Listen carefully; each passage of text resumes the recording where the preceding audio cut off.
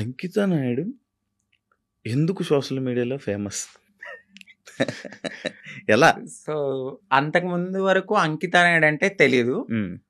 After marriage నా past లో నేను మ్యారేజ్ చేసుకున్నాను.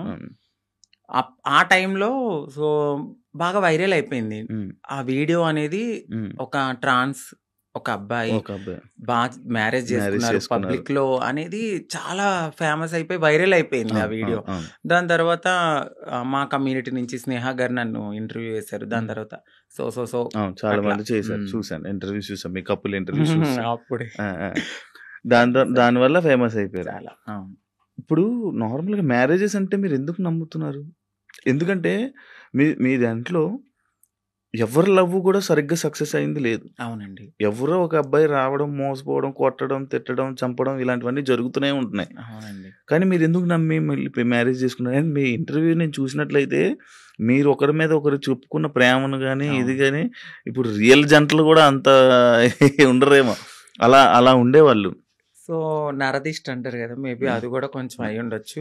సోషల్ మీడియాలోకి వచ్చిన ఏ కప్పులు కూడా అంత త్వరగా కలిసి ఉన్నట్టు ఏమి ఉండదు. మేబీ ఒక కపుల్ అంటే నాకు తెలిసి గుట్టుగా ఉండి ఆ ప్రేమను అక్కడే చూపించుకోవచ్చేమో. బట్ నేను వైరల్ అయిన తర్వాత నా మొత్తం నా లైఫ్ మొత్తం అంటే యూట్యూబ్లోకి వచ్చేసాను. నేను యూట్యూబ్కి వచ్చి నా లైఫ్ స్టైల్ మొత్తం అందులో పెట్టాల్సి వచ్చింది.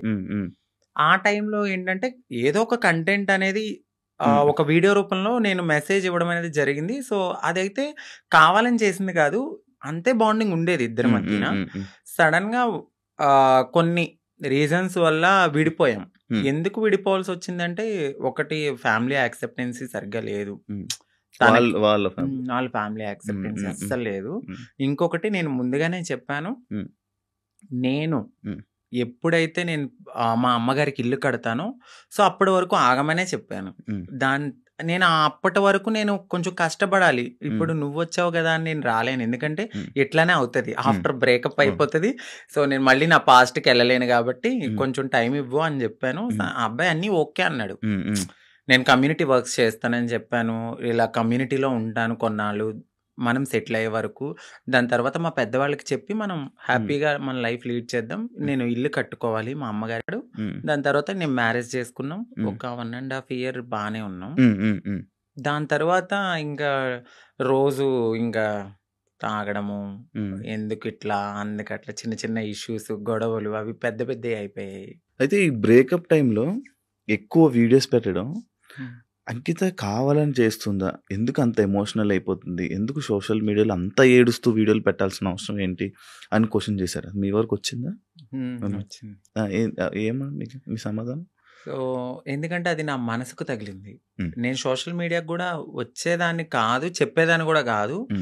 ఒకానొక సిచ్యువేషన్లో అది నాకు నెగిటివిటీ వచ్చేసింది. తినే ఏదో చేసింది, తిన వల్లే బ్రేకప్ అయింది అని నెగిటివిటీ వచ్చింది. సో నేను నిజం చెప్పాలంటే నేను ఒక ఓపెన్ బుక్ ఆ విషయంలో. అయితే తనకి నేను చాలా ఓపెన్గా అన్నీ చెప్పే చేసుకున్నాను.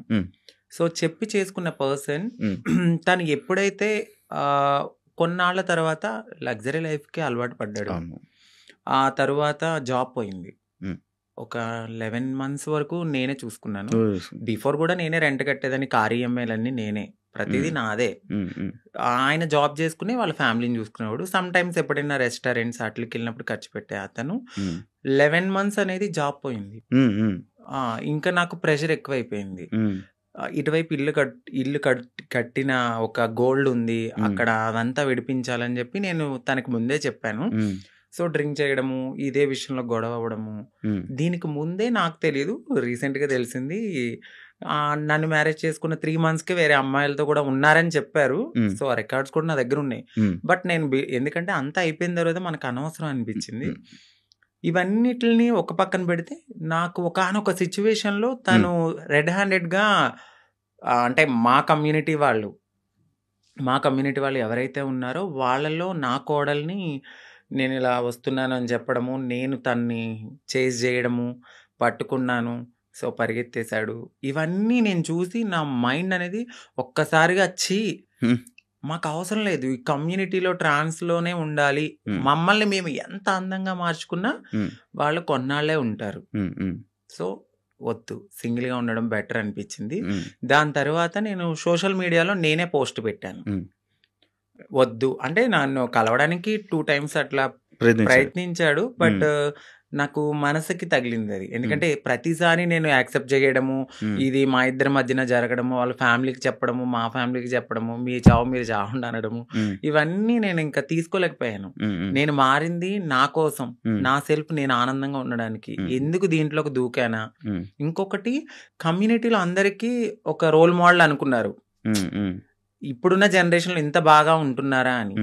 సో నేను ఇప్పుడు కనుక నేను బ్రేక్ చేస్తే సొసైటీలో వీళ్ళంటూ సెట్ కారు, వీళ్ళకి పెళ్ళిళ్ళు సెట్ కావు అని అంటారని నాకు ముందే తెలుసు. దానికోసం కూడా నేను చాలా బాధపడుతూ అట్లానే ఉన్నాను. ఇవన్నీ చూసిన తర్వాత నాకు నేనే ఇన్స్టాగ్రామ్లో విడిపోతున్నామని చెప్పాను. చెప్పిన తర్వాత ఆపోజిట్ పర్సన్ కూడా ఎందుకు ఏంటి అని క్వశ్చన్ చేయడానికి నన్ను ప్రయత్నించలేదు. నేను వీడియోస్ డిలీట్ చేసేసాను. తను కూడా అప్పటికే వేరే అమ్మాయితో లవ్లో ఉన్నాడు. Okay, okay. అలా బ్రేకప్ అయింది. సేమ్. అంటే నేను ఎన్నిసార్లు వద్దన్నా కావాలనుకున్న మనిషి ఒక్కసారిగా నేను వద్దు అన్నప్పుడు ఎందుకు బ్రేకప్ చెప్తారు? ఒక 1.5 yearలో చాలా గొడవలు అవుతాయి. ఇది మాకు అప్పుడు మేము విడిపోవడానికి కూడా చాలా చిన్న రీజనే. దానికి ముందు చాలా పెద్ద రీజన్స్ ఉన్నా మేము కలిసే ఉన్నాం. అప్పుడు కలవాలి అని ఒక పర్సన్ మన ముందు బతిమలాలిన మనిషి ఒక్కసారిగా ఎందుకు వదిలేసుకున్నాడు? బ్రేకప్ అంటే వదిలేసాడు. దానికి తనకి ఎక్కడో కనెక్ట్ అయ్యాడు, ఇక్కడ వదిలించుకోవాలనుకున్నారు.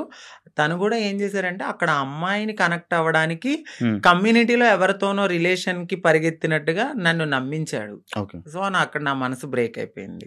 తర్వాత తెలిసింది ఇలా జరిగాయి కాదు. అప్పుడు మరి ఫేస్ మీద దెబ్బలు కొట్టడం అవన్నీ ఏవో ఉండే కదా, దెబ్బలు ఉండే ఫేస్ మీద, ఏవో దెబ్బలతో ఒక వీడియోస్ ఉండే, అవేంటి అవి ఆయన కొట్టినవా లేకపోతే ఏం జరిగింది? అది ఇక్కడ దెబ్బలు తగిలింది అంత ఫేస్ సంథింగ్. ఆయన అయితే కొట్టలేదండి, సో అది అబద్ధము. ఇక్కడ దెబ్బ తగిలింది అనడానికి నేను అప్పుడు ప్రతిసారి మన ఐబ్రోస్ చేయించుకోవడానికి స్క్రబ్బింగ్ కి వెళ్ళేదని, ఆ టైంలో నాకు అది రిఫ్లెక్ట్ అయింది అంతే. ఈ ఫేస్ ఇంత అందులో ఏడ్చి ఫుడ్ లేదు కానీ అది కొట్టేసారేమో, ఇబ్బంది పెట్టేసారేమో, ఇది అయిపోయిందేమో అని అనుకుంటే. ఆయన ఏం కొట్టలేదు. మీకు అదే ఫస్ట్ లవ్? అంటే అదే ఫస్ట్ లవ్ అనుకోవచ్చు.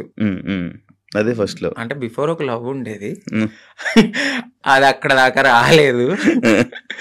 అంటే ఇంకా ఇది లవ్ కామన్ అనిపించింది ఇంకా, కానీ పెళ్లి వరకు రావడం అనేది ఇదే ఫస్ట్ పెళ్లి. ఇప్పుడు ఇద్దరు అభిప్రాయాలు కలుస్తాయి, కలిసిన తర్వాత మాట్లాడుకున్న తర్వాత కొన్ని రోజులు ట్రావెల్ అయ్యాక ఓకే నీవు నాకు సెట్ అవ్వలేదు వదిలేసుకుందాం అనుకునేది ఒకలా ఉంటది. ఇటు పబ్లిక్ వచ్చేసి మనము కామన్ అయిపోతాం, వాళ్ళకి రోజు కనబడతాం. ఒక్కసారిగా పర్సన్ పక్కన లేకపోయేసరికి ఎందుకు అని వాళ్ళు క్వశ్చన్ చేయడం అనేది రైటే ఉంటది. సో ఇక్కడ దాకా ఆ పర్సన్ అయితే ఉన్నారు అంతే. కాదు, అదే ఇందాక నేను ఒక పాయింట్ అడిగాను, ఏదైతే అబ్బాయిల దగ్గర నుంచి మనకి పూర్తి ప్రేమ దొరకదని తెలుసు, మీకు తెలుసండి. డబ్బుల గురించి వస్తారని తెలుసు. అవును. కానీ ఎందుకు నమ్మి దగ్గరికి తీసుకొని మోసపోయి మళ్ళీ ఏడడం? గొర్రె కసాయవాడిని ఎందుకు నమ్ముతుందంటే నేను ఏం క్వశ్చన్ చేయగలను. గడ్డు పెడతారు, తీసుకెళ్తారు, బాగా ఫుడ్ పెడతారు, తర్వాత వాళ్ళని చంపేస్తారు ఏది గొర్రెని. అలా అని చెప్పి ఆ గొర్రె వెళ్లకుండా ఉంటదా? అయ్యో ఫుడ్ ఎందుకు పెడుతున్నాడో, ప్రేమగా పెడుతున్నాడేమో, తినడానికి వెళ్ళాము, దానికి తెలీదు. తర్వాత నేనే బలైపోతాను, మమ్మల్ని తినడానికి వచ్చారు. సో మా లైఫ్ లో కూడా అట్లనే జరుగుతుంది తెలుసు. ఎందుకంటే తల్లిదండ్రుల ప్రేమ ఉండదు. ఫ్రెండ్స్ తో ఎవరితోన్నా మాట్లాడినా కూడా తను ఎందుకు మారిపోయాడు కదా, అట్లా ఇట్లా నువ్వు ఎందుకు మాట్లాడుతున్నావు, నీకేమన్నా రేపొద్దున బ్యాడ్ రివ్యూ వస్తుందేమో అని చెప్పి ఫ్రెండ్స్ ఎక్కువ మాట్లాడరు, సొసైటీ యాక్సెప్ట్ చేయదు. ఈ టైంలో ఎవరో ఒకళ్ళు మమ్మల్ని దగ్గరికి వస్తారనమాట. ఓకే మాకు ఈ ప్రేమ దొరుకుతుంది, జెన్యున్ ప్రేమ ఏమో అని నమ్ముతాం, నమ్మి దగ్గర తీసుకుంటాం. తనకు అయ్యిందని చెప్పి నాకు అవ్వాలని లేదు కదా అని గొర్రెలుగా నమ్మేసి ముందుకెళ్ళిపోయి తర్వాత బలైపోతాం. ఇప్పుడు అమ్మలతో లేదా? అంటే హైదరాబాద్ లో నేనే ఉంటున్నాను, ఇంటి దగ్గర ఇల్లు కట్టాను. అక్కడ మమ్మీ వాళ్ళు ఫ్యామిలీ అంతా అక్కడే ఉంటారు. ఇప్పుడు ఎలా డబ్బులు? ఇప్పుడు నేను నార్మల్ గా అయితే యూట్యూబ్ మీద యూట్యూబ్ బేస్ చేసుకున్నాను. దానికి బిఫోర్ నుంచి నేను కమ్యూనిటీ వర్క్స్ చేస్తూ నేను సెటిల్ అయిపోయాను. ఫైనాన్షియల్గా అయితే ఇప్పుడు నేను చాలా బాగా సెటిల్ అయ్యి ఉన్నాను. యూట్యూబ్ చేస్తున్న ఇన్కమ్ అట్లానే కొంచెం యూట్యూబ్ నుంచి ఇప్పుడైతే 1.2 అట్లా యూట్యూబ్. బిఫోర్ ఇంకా ఎక్కువ వచ్చేది. ప్రమోషన్స్ అవన్నీ ప్రమోషన్స్ చెయ్యట్లేదండి, నార్మల్ ప్రమోషన్స్ అమ్మాయిలకు సంబంధించిన బిఫోర్ చేశాను, అసలు చెయ్యట్లేదు నేను నో పెయిడ్ ప్రమోషన్స్ అని కూడా పెట్టాను. అవును చూసాను నేను. ప్రమోషన్స్ చేయరు, ఓన్లీ యూట్యూబ్ నుంచి 1.5 lakh 1.2 ఒక 2 months నుంచి అయితే మాత్రం నేను సరిగ్గా ఈ వీడియోస్ చేయట్లేదు. 12,000 13,000 అట్లనే వస్తున్నాయి, అంటే ఒక 3 months నుంచి. దాని బిఫోర్ నేను బాగా చేసేదాన్ని 1.2 max 1.5 మధ్య. ఇప్పుడు రెవెన్యూ ఇంకేం లేదు. And for more videos, please subscribe to iDream. Please subscribe to iDream. Please subscribe iDream. And please subscribe to iDream. For more videos, subscribe to iDream. please like, share and subscribe to the channel. Congratulations, iDream. Subscribe to iDream. Subscribe to iDream. So subscribe to iDream Media. iDream ki iDream team andarki huge congratulations. Please subscribe iDream Media. Please subscribe to iDream. Subscribe iDream. Please subscribe to iDream. iDream అంటే నా కళల channel subscribe చేసుకున్న నోరు తిరుగుతలేదు, మీరైతే గంట గుర్తు కొట్టండి. For more such videos, please subscribe to iDream. Subscribe to iDream. Please subscribe to iDream. Please subscribe iDream Media. Please do subscribe to iDream. Please subscribe to iDream Media. For best entertainment and information, please subscribe iDream. And don't forget to subscribe to iDream.